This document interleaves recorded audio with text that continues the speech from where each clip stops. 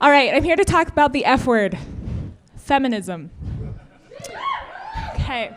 When I say I'm a feminist, I know what you're thinking, but yes, I actually do wear a bra, mostly because it's a good place for me to put my phone and sometimes snacks. And yes, I do believe in basic hygiene, and yes, I'm actually attracted to men. And although I am very, very single, I actually do believe in dating. I wear makeup and dresses and shave my legs, and sometimes it's because I haven't quite shaken the idea that I need to paint someone the world would like to see, but mostly it's because I actually like to. Yes, I've heard the one about feminists changing a light bulb. You're so witty. Yes, I've heard the one about Helen Keller not being able to drive because she's a woman, and no, I'm not a super awesome driver, but that still doesn't make it okay for women to be a punchline.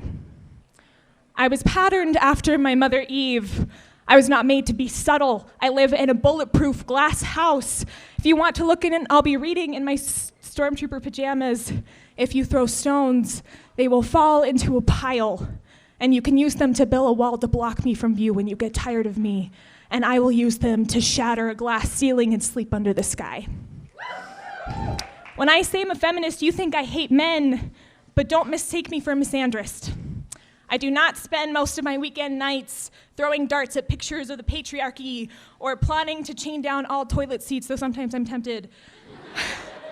I spend them sitting down with men and having intelligent conversations about how we can change the world to be better for both genders.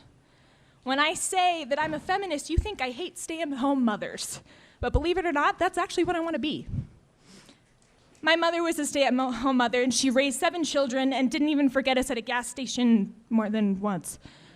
And if I could, I would put her in the White House because you won't find anyone better than mothers at cleaning up messes that they didn't make and changing things when they get crappy.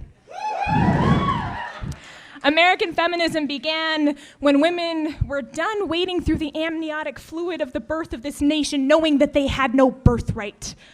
They fought the tides of ladylike behavior, trying to cleanse them, to beat them down, to beat the demons out and leave the angel. But they knew they couldn't lift up others if they spent their lives out of reach on a pedestal.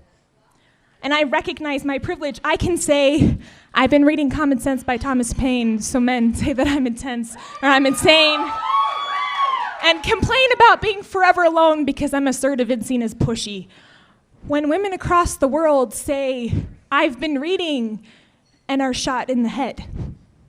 You tell me that feminism makes me a victim, but 1 in 3 women worldwide experience physical and sexual violence, usually by an intimate partner, 35% of women, including the ones standing in front of you.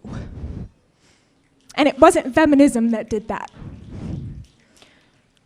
Just because we've survived does not mean that there is not a problem when some men take no as alcohol to a flame, when rapists walk out of courtrooms with a smile and a few months of prison tucked under their belt, when people cry, not all men, and just locker room talk in the same breath. Can you really say honestly that we have nothing left to fight for?